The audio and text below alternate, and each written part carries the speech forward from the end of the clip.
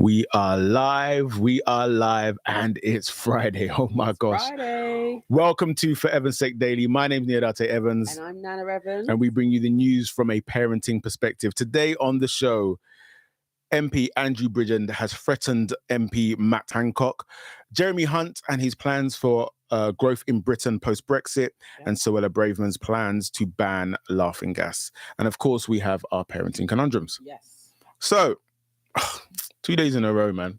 It has been 2 days in a row. Why are we talking about Matt Hancock again? Matt Hancock is there.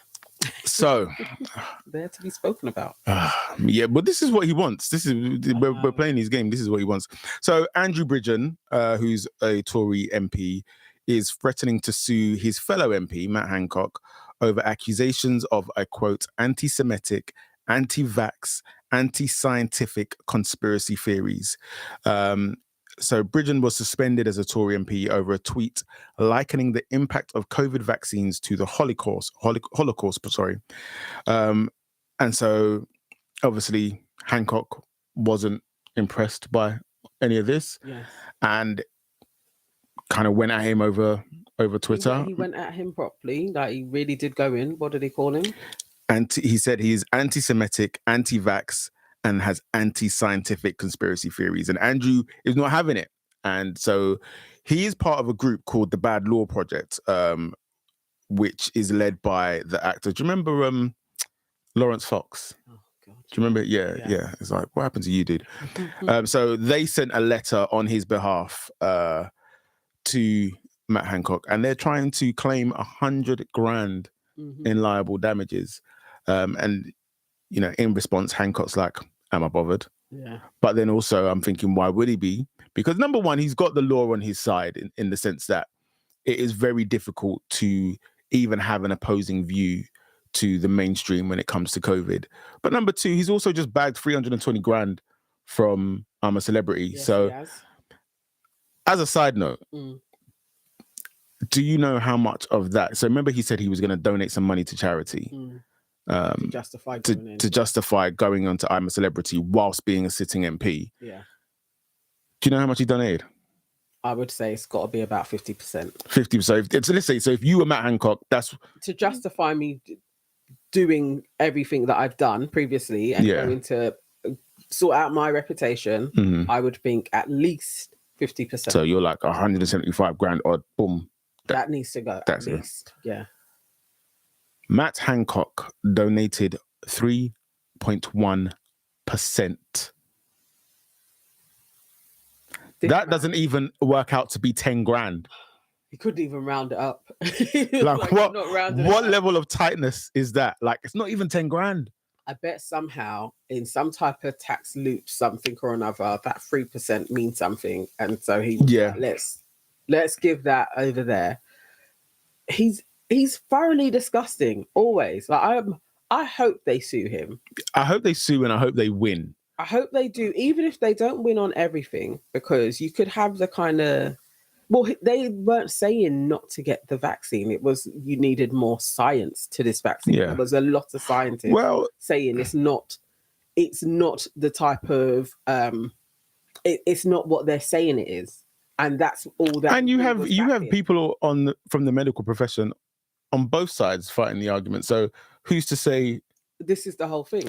At that time, you couldn't actually say there are a set of scientists who are saying that this isn't a vaccine. It's unlawful to call it a vaccine, for one. And it's not going to do what they're telling you it's going to do. And time has proved that that theory was right. It didn't do what they said it was going to do. This is exactly the thing. So we know, like, people have admitted this thing does not work the way that it was supposed to have worked. Yes. In some instances, it doesn't work at all. Yes. Yeah. And so we have a problem with that.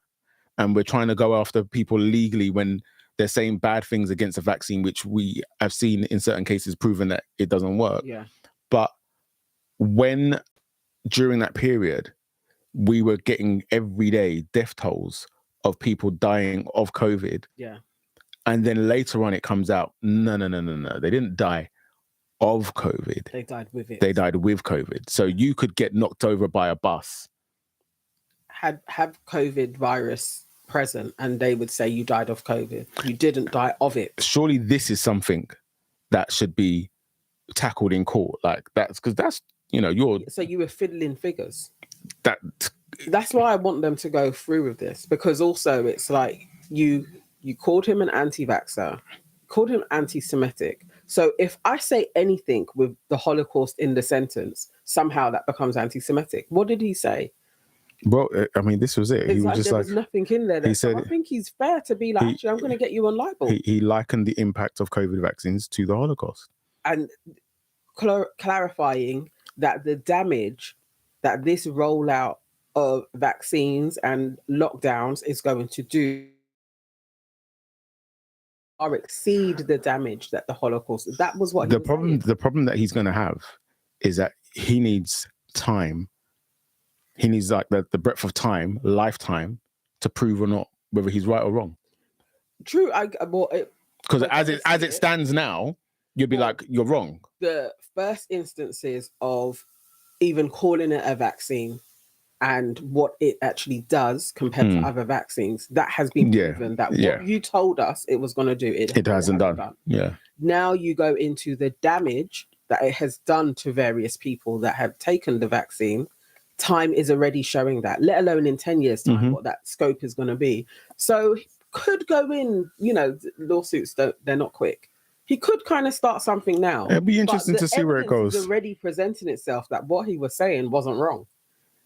So then, if I would go in, I would take a punt and sue Matt Hancock on this and be like, well, prove what I was saying is wrong. I think this is the thing, you're right, because there is enough evidence for Andrew to state his case and back it up with facts that have happened. So it's like, I've said this, but this happened. So you have to dispel this. Yeah. And this is all information which is in the public discourse.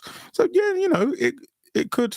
He may as well just as an action group, like when the Sun went after the killers of Stephen Lawrence and actually put them on the front page, the Mail, and said, like, you're guilty. And it's like, sue us. Yeah.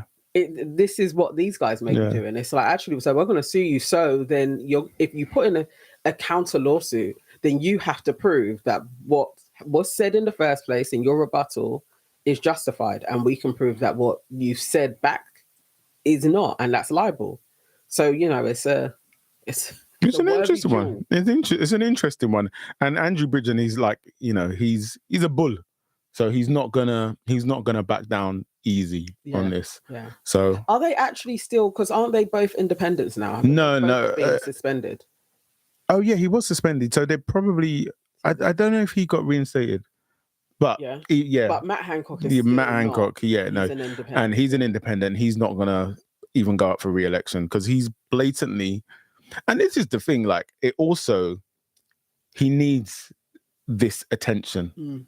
Because propel him in his next. Yeah, because now he needs to be in the media. Like he needs to be on your timeline. Yeah. He needs to be on your newspaper headline. He needs to be on your TV because this is how he's going to make his money. Yeah.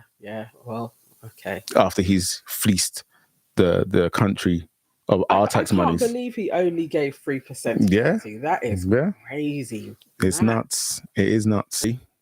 Chancellor Jeremy Hunt has a plan. He has a plan to get us back on track. So Jeremy Hunt has set out his plan to boost UK growth in response to mounting criticism over the government's strategy for the economy.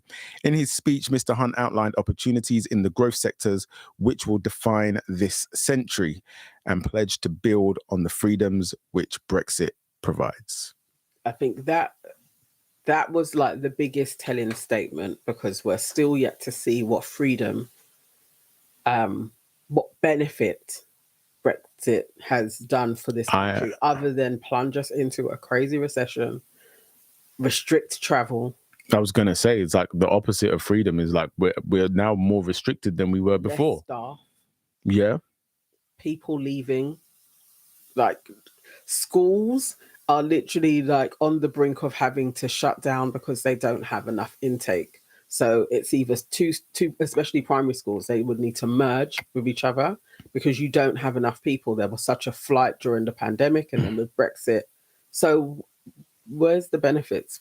When are we going to experience these benefits? Did he say? My guy has got the biggest struggle on his hands, because the way where this country is at the moment, I don't know what you're going to have to do, what you're going to have to say, and how long any of this is even going to take before we can actually be like, things are looking better. Smart move after in Brexit. Like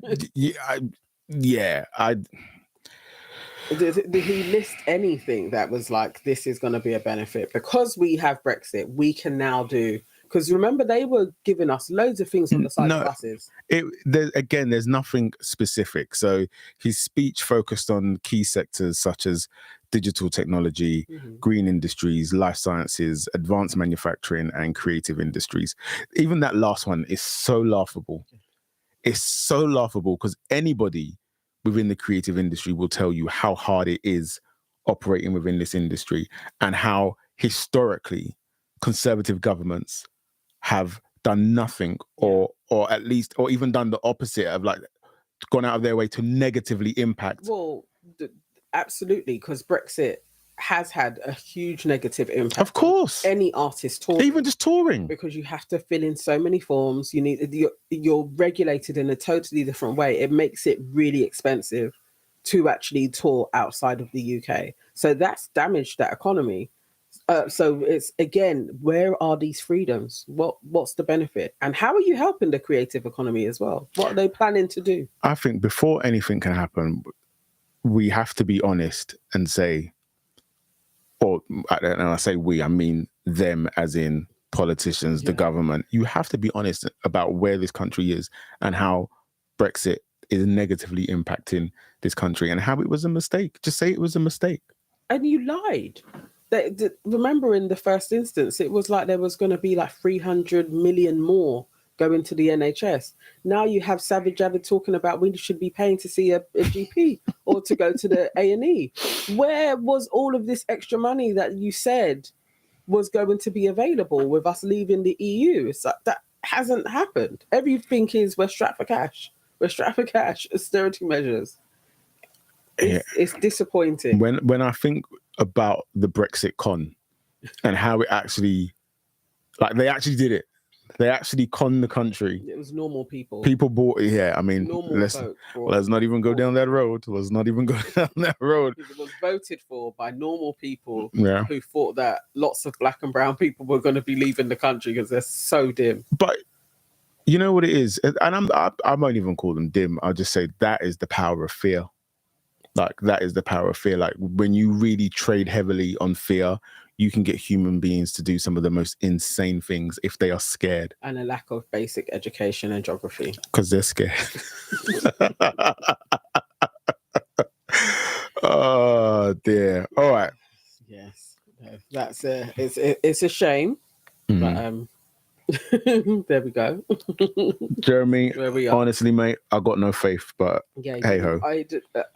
We will look into it deeper if there is anything to report back next week of, like, some good news in what he was offering. We'll see how that gets broke down by economists. Moving on, Suella Braverman. We've covered some really nice people today. You know, Matt Hancock, Jeremy Hunt, Suella Braverman, Andrew Bridgen. Anyway, Suella Braverman, she is preparing, well, I say she, the Home Office is preparing to introduce a ban on the sale or possession of nitrous oxide, also known as laughing gas, as part of a crackdown on antisocial behavior. Now, the plan is being pushed by the Home Secretary and would lead to people found with laughing gas facing prosecution. So here's the thing. So supplying nitrous oxide for its psychoactive effects is already illegal under 2016 legislation, but the gas has legitimate uses, primarily for the production of whipped cream or for freezing food, and it is widely available online. So my first question is how do you differentiate between somebody buying it for recreational purposes and somebody buying it because they need it for their business? Well, for one, it's where it's sold. Remember, there's been things... Yeah, but if I'm buying it online... Well, it can't be online. There are... This is what you have to change. There are certain chemicals that people were using to get high. and then they removed it, and you could only buy it from hardware stores, and you had to show ID to get it. It just needs to be like that. There's no reason why. So at the moment, you can only buy it from hardware stores. No, this is what they need to do. Oh, right. Oh, sorry. So yeah, because it's being used. Yeah. So you place it in certain places, but only certain people can buy it. Right. Like I can't go anywhere to buy a 6-foot cake stand. I need to go to certain places to buy it. If I need to buy nitrous oxide for whipping cream or whatever, I need to go to a certain place to get it. I shouldn't be able to go to my corner shop and ask for Smart Whip and them have massive canisters that I can just buy. It shouldn't be available that kids can go anywhere and just purchase it. I think this whole thing is a great idea. I'm not sure why it's taken so long. However, on the flip side, I also feel like it's the driver is less about kids' health and more about the criminalization of young children. Yeah, definitely. And I think that's the driver, which is really, really sad because there are so many people that have devastating health effects from doing this. And to link it to nuisance behavior isn't necessarily going to stop anything. I think it really needed to be honed in on how dangerous it is. Yeah. I think for me, I mean, I've seen a couple of news reports. I remember the last one was a young girl who is now wheelchair bound. Yeah. And I mean, I don't know much about it, but I wouldn't think for a minute, when I remember seeing all of these little canisters just popping up on the street, I wouldn't have thought for a second that it could lead to what this young lady was going through. At all. No, but I think most people would have been like, this is harmless because, you know, like it's not been a big thing, but it's the sheer amount that people are consuming, like that's their night. Like literally, you know, just hanging about and that's all they're doing is balloons. Yeah. Social media has a thing for that because they can track anything that's going out. If you mention balloons, maybe that shouldn't be shown to everybody in the same way. Maybe there should be flags up on actually policing what people are. If you see that activity in Snap, that also curtails it so people don't keep on sharing it because it's not going to get seen. Like I think there's loads of ways to take the glamour out of doing this. Like it's just a harmless, fun activity. And the same way you wouldn't have, it should be more criminalized in a way, but I don't want kids to be punished. Yeah. I think also like leading on from that through the dual criminalization without the bit, but I mean they have what I'm saying. I think you have to, if you knowingly do it and get caught, then there has to be some form of repercussion.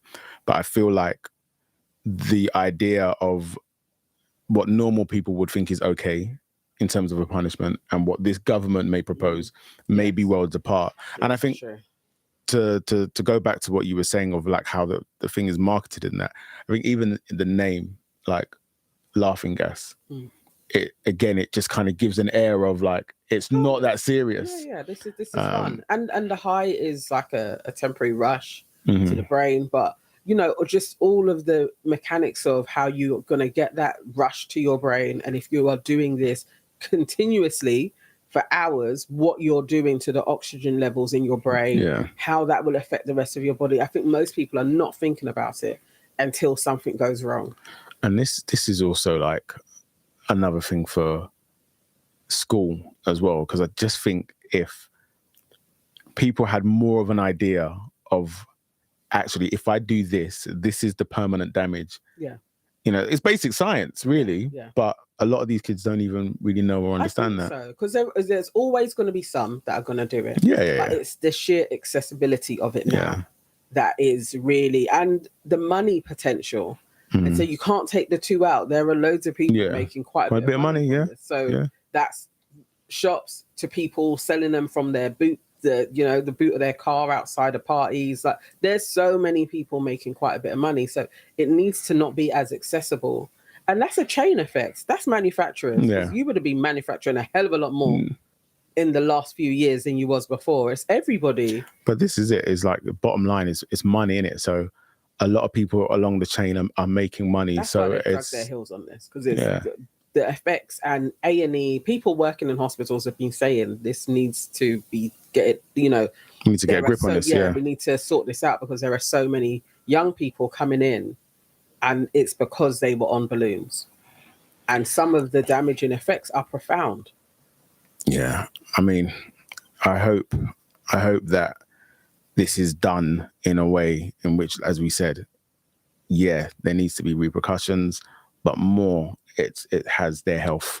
It focuses on their health, but it's parents to look into this as well. Yeah, yeah. I mean, but even the wider thing for parents is, you know, a lot of the time, I know when I'm seeing certain youths on road, you're 12, 13, 14, and it's late at night, and I don't understand why you're out. You're out and you know, and I understand, like, lots of different families will have lots of different situations where, you know, if you're one parent family working nights or whatnot have you, but yeah, there's just so many variables to this. It's just to be aware of it, because I think a lot of people will see this as quite harmless. Yeah, you know, I think it's laughing gas. It's kind of harmless, and you're not necessarily going to see the effects, because the high isn't a crazy one. It literally is like a woozy head. So you may just be like, oh, you know, they're fine doing it, because it's not the craziest thing. It would get likened to something like weed. So it'd kind of be, or even less than that. Even less than that, I would think. I think more people would probably be like, weed smoking is more dangerous. Yeah. I would think smoking weed is actually, you're not going to have the health effects that these are going to give, but it's the connotation. Well, that's the thing. The connotations of this need to have that same thing of like, oh, it's dangerous, because, you know, people would say weed is a gateway drug. But also weed, it depends on the weed. Yes, what strain they're having. It's very similarly, it is, how often are they doing these balloons? Are they sitting there around like 6 teenagers and just going ham on balloons? Well, we will see. We will see. Talking of parents, we come to that time. We have our parenting conundrum. So I will read. Okay. A couple of years ago, my kid's dad told me, sorry, just before I go in, trigger warning, like, this is quite a random and weird one. Okay. It's very strange. All right. So a couple of years ago, my kid's dad told me and our children that he had cancer. Both he and I had lost our own fathers to cancer, so we both know the pain our kids felt when they were told this. It was painful to see our kids go through this. I then found out that he was lying. He never has had cancer. He never told me why he did it. You might say it doesn't matter, but I would still like to know. He didn't do it for financial gain. We never asked or took anything from anyone. When I found out, I felt such a horrible feeling of betrayal. I didn't want my kids to feel that feeling. I didn't want them to think that they couldn't trust people, which is very much how I feel since finding out. I thought I should protect them, so I didn't tell them and let them believe that he recovered. Up till this point, I wasn't a liar. I was someone who people could count on and believe, especially my children. It caused me physical distress to keep it. Without going into too much detail, my kids found out the truth. They're very angry, and rightfully so. I lied to them. I feel so much guilt for that, but I really just don't know how else to protect them. It feels like they are more angry at me for keeping the secret than they are with their father for lying to them. Am I out of order for lying to them? I feel like there's no right answer. If I had told, would I be posting, am I out of order for telling my kids that their dad is a liar? Whew. It's such a meaty one. As much as I understand why you wouldn't tell the truth, there's ways to have told the truth that it isn't as, you know, as harsh or as blatant as your dad's a liar. Yeah. And I do think actually not bearing all of the brunt of this responsibility in the same way she was duped, they were duped. Where's the responsibility on the father to explain why he did this? Sorry, I'm laughing because I'm just thinking, I would have sold the dad out if I was I'm like, I didn't know. What are you talking about? What, he said I knew. He said I knew. Why would I? So you're going to double I'm going to double. If in for a penny, in for a pound, man. I just think, why was it?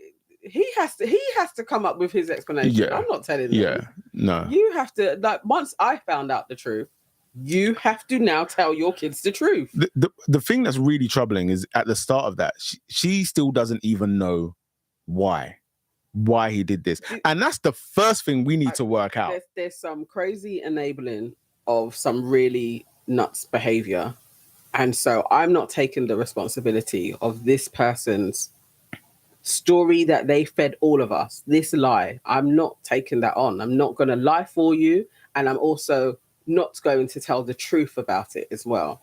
It's for him to do that. And I'm giving you a deadline. Or then I have to step in. But I'm not lying for him, like keeping the lie as well. Then I'm as complicit as he is. You know, sometimes the thing is, we want, as parents, our natural instinct is to protect our children. But I also think that sometimes you really need to be discerning on when you turn that on and when you turn it off. Because also, life is life. Yes. Yeah. Your children, you're not always going to be there. And your children need to grow up into adults who know how to deal with disappointment, who know how to deal with distrust, who know how to deal with all of these kind of negative sides of human beings. Yes. And if you continue to shelter them from these things, all that's going to happen is that they're going to get older and turn into humans that can't handle any type of negativity and then just break down themselves. I'm not keeping that secret. No.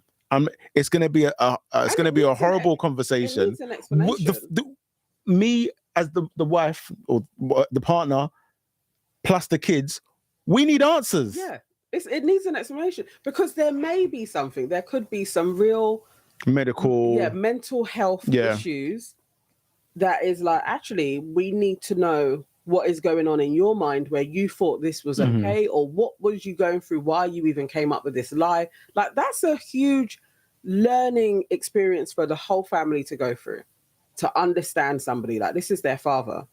So actually, how much can we trust this person with their words, what they're saying is going on in their lives? Like, this isn't something you should hide from them. They're going to grow up. This is their dad. And I think it's also important for them to understand the position that she was put in, because for the dad to do that, it's actually really manipulative. And I think maybe it's only something you really kind of understand once you're in a long-term relationship, and especially if you have kids with that person.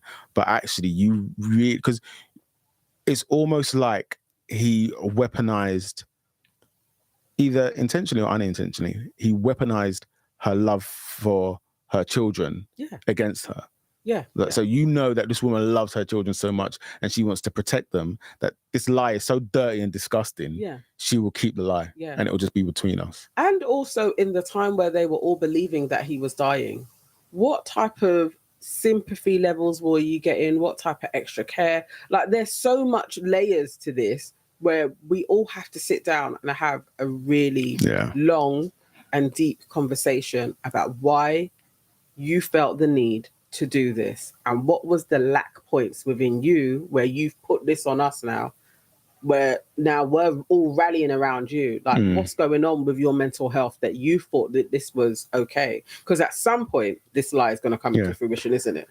Or you're going to lie again and say, no, I beat it, I'm in remission. Like, it's just, there's too many layers to this lie. I can't hold it for you. And she said earlier on in the thing that, you know, they didn't take any money from anybody or anything like that, but the cost that it's taken on you and the children, like what you just said, you can't equate for that. I thought that was weird. I guess that would be like some type of fundraising. Yeah, GoFundMe, this, that, and the other, and I'm more thinking of the emotional.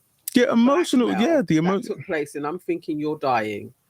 So what did I allow you to get away with in that time when I'm thinking, but you know, he can't do this because he's ill, and you wasn't ill. You know, can't. And what was sacrificed? Yeah, exactly. I'm gonna do this. I'm not gonna do this thing because I want to do this for you. Yes. Because of your situation. Like, what type of emotional manipulative stuff was taking place? I need am not holding answers. This life for you. I need answers. And no, you. I would be laughing in the person's face, you know, asking me that you are mad. I get why the kids are angry at this. Yeah. Because then I would be thinking doubly. My parents are both butters. What type of madness is? Again, you just go over. I can only imagine all of the stuff that you were doing or holding back from doing or scared to go here because my parent is ill. That, like, there's so many things where you just be holding your life back And I'd like to know the lie. When you found out the lie, I would also like to know what the lie was. Yeah. Yeah. So I would, because you're the sane one. At this point, that's how I'd be seeing it. Yeah. You were the sane one. So for you to carry on this insanity is actually doubly disappointing. So you saying she is out of order for carrying on the lie? I get why she did it, but she was very stupid for carrying on the lie. Yeah. But I understand why she did it. I understand, but time, it's a conversation to have, to continuously have with your children to reaffirm why you carried on the lie. And so that their disappointment becomes lesser in the more that they hear it. But you still need to hold the father to account, and he has to explain why he did this, because he's the causer of all of this. The thing that troubled me throughout that, and obviously it could be that she just hasn't included the information, but I finished reading that with the feeling of, I feel like this dude's kind of got away with it. Yeah. Like, I can imagine dude still being in the family home. Yeah. Or being able to come round. Like, it literally just felt like, okay, so has anything happened to him? Yeah, because even her saying that she said like she feels like she's like getting, the brunt of it for lying as opposed to actually, or for keeping the lie as opposed to being the person that made the lie. And it's just like, how? Well, I took it as the kids live with her. So she's probably seeing them grieving this notion of my parents' sanity more so than he is. But that's why he has to come forward, and he has. So but again, so you're presuming that he's left the family home. Yeah, I don't think he's in the house. So I thought the opposite. I felt the thing felt so weird. I felt like the dude was still in the yard. God, that's mad. I mean, they're not together, are they? They didn't say they weren't together. Oh, I presume they weren't together. Because can you stay with somebody that lies? That's a whole other ballgame. Can you stay with somebody that lied about dying from cancer? Really? No, I got to jump out. Even if I'm like, up until this point, you were the perfect partner, I have to. We can actually still be friends. I'm thinking you're ill. You have to go and see. But we cannot continue inside this relationship. Like, this a no. It's a no. We're not. No, I didn't think they were together, because the fact that she didn't know why he said it, like all of those, you know what? Yeah, because that could just be not talking. Family just sounds hella messy. Yeah. But either way, no, we're not staying together. We're having this conversation, and if we can't do it constructively together, we are getting outside help. Yeah. We're going for therapy. This isn't a little lie. Like, I ate the cheese. And I said I didn't eat the cheese. Like, this isn't a little lie like that. This is huge. Where did cheese come from? No, she was stupid. She was stupid. Lie. I don't have something you can brush under the more and more I think about it, the less sympathy I have for this woman. I'm just like, this is the moment where you needed to put your big girl pants on and realize I got to tell my kids some realness about their dad. I don't know who their father is, man. And then take whatever happens. But you can't cover something like this up. You can't. And because I really didn't think they were together, because the onus was really on saving the kids' feelings. And if that's your husband, are you also not like, how could my husband lie to me? Like, well, she did say that at the beginning. Right. Yeah, I just got that they weren't together, but I don't know. That's by the by. Either way, it's a big bag of crazy. Yeah. And that is the crazy that we leave you with on a Friday at the end of the week. Tell us your thoughts on this. Yes. What do you think? What should she have done? How could she move forward? She needs to run. She needs to run far away. Guys, thank you for tuning in today. Thank you for tuning in for the whole week. We will be back on Monday at 12 with more stories, with more conundrums, and we look forward to having you join us. Join in the discussion. Watch our previous episodes as well for the week. And we'll see you soon. Bye. Bye.